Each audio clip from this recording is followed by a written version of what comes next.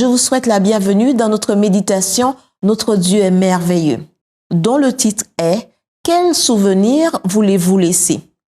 Nous ne nous prêchons pas nous-mêmes, c'est Jésus-Christ le Seigneur que nous prêchons et nous nous déclarons vos serviteurs à cause de Jésus.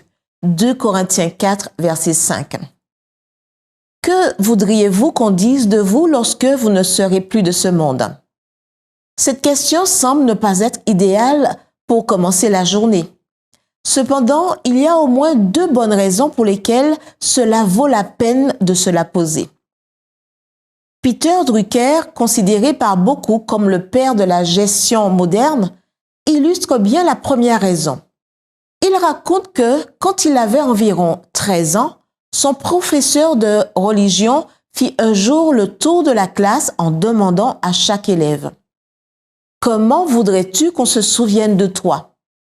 Après avoir terminé son parcours, l'homme dit en souriant « Je ne m'attendais pas à ce que vous puissiez répondre à ma question. Mais si, à l'âge de 50 ans, vous ne savez toujours pas y répondre, vous aurez gaspillé votre vie. » Le fait est que la question de ce professeur a eu un impact sur Drucker toute sa vie, au point qu'il se l'est souvent posée et qu'elle est devenue partie intégrante de ses conversations et de ses écrits.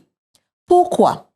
Parce que selon lui, elle l'a encouragé à se renouveler, à se voir comme la personne qu'il pourrait un jour devenir.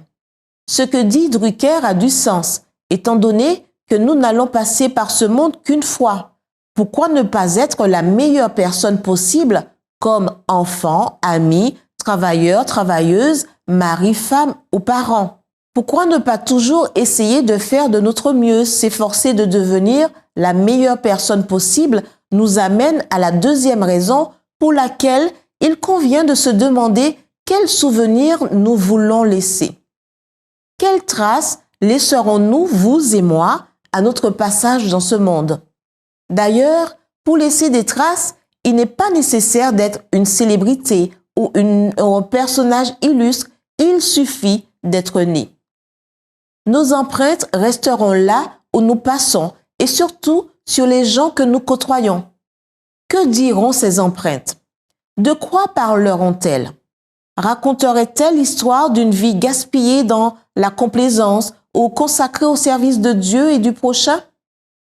Par-dessus tout, que diront-elles de la place que le Christ a occupée dans notre vie? Je veux qu'on se souvienne de moi comme de serviteur de l'humanité par amour pour le Christ. Et vous? Prions. Père céleste, je ne veux pas passer par ce monde en vain. Aide-moi donc à cultiver dans ma vie tes traits de caractère et à partager le merveilleux amour de mon Sauveur en son nom. Amen.